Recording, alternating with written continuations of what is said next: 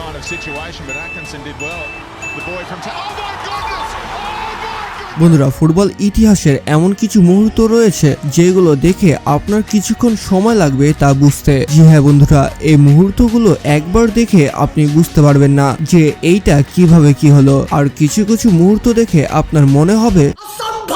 জি হ্যাঁ বন্ধুরা, আজকের এই ভিডিওতে আমরা ফুটবল ইতিহাসের এমন কিছু মুহূর্ত দেখতে চলেছি যে মুহূর্ত।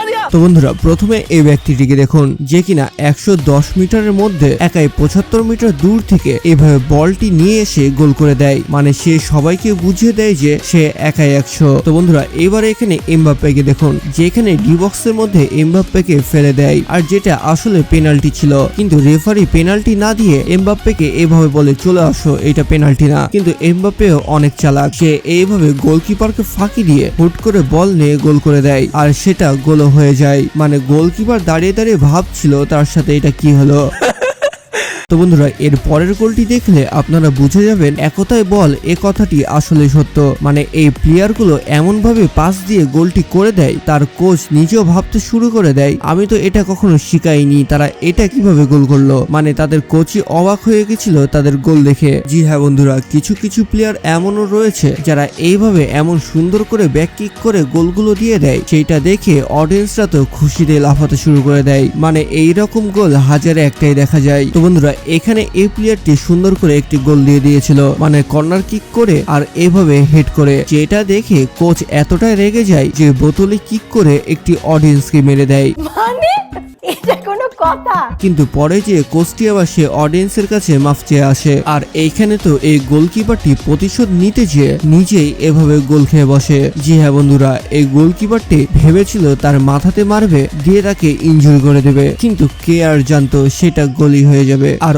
অপোনেন্ট টিমের গোলকিপারের কারণে অপোনেন্ট টিম জিততে চলেছিল, এইটা দেখে অপোনেন্ট টিমের কোচ অনেক খুশি হয়ে যায়। মানে তারা নিজের গোল নিজে করলে খুশি হবে না তো আর কি হবে। তো বন্ধুরা, আপনারা কি কখনো শুনেছেন যে একটি রেফারি গোল করেছে কখনো? জি হ্যাঁ বন্ধুরা, এখানে এই রেফারিটি দাঁড়িয়েছিল আর তার পায়ে ভুল ভবিষ্যৎ লেগে এভাবে গোল হয়ে যায়, আর রেফারি এতটাই পাগলা ছিল সে সেটাকে গোলও দিয়ে দেয়। মানে কি বলবো, কেউ তাকে একটি গাঞ্জাখোর রেফারির অ্যাওয়ার্ড এনে দাও। তো বন্ধুরা, এখানে এই প্লেয়ারটি গোল করার জন্য এত দূর থেকেই কিক করে দেয়, কিন্তু গোলকিপারটি তা ধরে নেয় এবং পা দিয়ে খেলতে থাকে, মানে এইভাবে জাগলিং করতে থাকে। কিন্তু অপোনেন্ট টিমের প্লেয়ার এতটাই চালাক, দৌড়ে যেয়ে তার কাছ থেকে বল নিয়ে এভাবে গোল করে দেয়, আর গোলকিপার তো গোল খেয়ে বোকা সেজে যায়। আর বন্ধুরা, ফুটবল ইতিহাসে সেরা মিস্টেক বা সেরা মিস্টেককারী প্লেয়ারের অ্যাওয়ার্ডটি যদি কাউকে দেওয়া হয় তাহলে হয়তো এই প্লেয়ারটি পাবে। গোল পোস্টের মাত্র 3 মিটার দূর থেকে কেউ এভাবে ফাঁকা পোস্টে মিস করে দিলে তাকে আর মানুষ কি বলবে। আচ্ছা, এর কথা বাদই দেন, কিন্তু এই প্লেয়ারটা এত বড় একটি গোল্ডেন সুযোগ পেয়েছিল, মানে গোল পোস্টের সামনে ফাঁকা পোস্টে, তা আবার 1 মিটার দূর থেকে, কিন্তু সে নাকি তবুও গোল করতে পারেনি। তো এইভাবে মাথা ধরে শুয়ে থাকবে না তো আর কি করবে।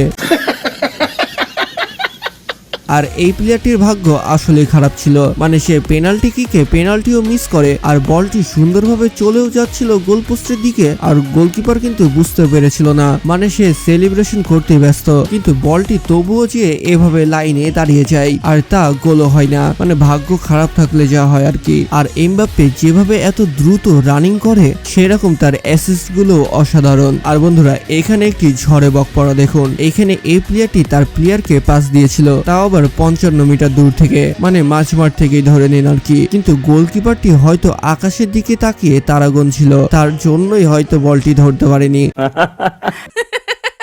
আর এইখানে এবার অসাধারণ একটি গোল দেখুন, এখানে এই প্লেয়ারটি এরকম ইউনিক ভাবে থ্রো করে আর তার প্লেয়ারটি এইভাবে বাইসাইকেল কিক করে গোল করে দেয়, মানে দুইটি ইউনিক মুভ দেখিয়ে সুন্দর একটি গোল করে দেয়। তো বন্ধুরা, এখানে এই টিমটি গোল খেয়ে বসেছিল, আর তারা যখনই গোল খায় তার 5 সেকেন্ডের মধ্যেই এভাবে বল নড়িয়ে কিক করে এবং সেটা গোলও হয়ে পড়ে। মানে সে গোল খাওয়ার 5 সেকেন্ড পরে তারা গোল শোধ করে দেয়। মানে 55 মিটার দূর থেকে এভাবে মেরে গোল করা কিন্তু কোনো মুখের কথা নয়, কিন্তু কিছু প্লেয়ার এমনও রয়েছে যারা কর্নার কিকে ডাইরেক্ট গোল করে দেয়। জি হ্যাঁ বন্ধুরা, কর্নার কিক জিরো অ্যাঙ্গেল থেকে হয়ে থাকে, যে কারণে গোল হওয়ার সম্ভাবনা হেডে বা পাসের কারণে হয়, কিন্তু এই এক্সট্রা অর্ডিনারি প্লেয়ারটি একাই শুট করে এভাবে গোল করে দেয়। জি হ্যাঁ বন্ধুরা, এই একটি প্লেয়ারই এমন নয় যে এভাবে জিরো অ্যাঙ্গেল থেকে কর্নার কিকে গোল করে দিয়েছে, আরো এমন অনেক প্লেয়ারই রয়েছে যারা এভাবে কর্নার কিকে গোল করে দিয়েছে। তো বন্ধুরা, আরো একটি গাঞ্জাখোর রেফারিকে দেখুন, মানে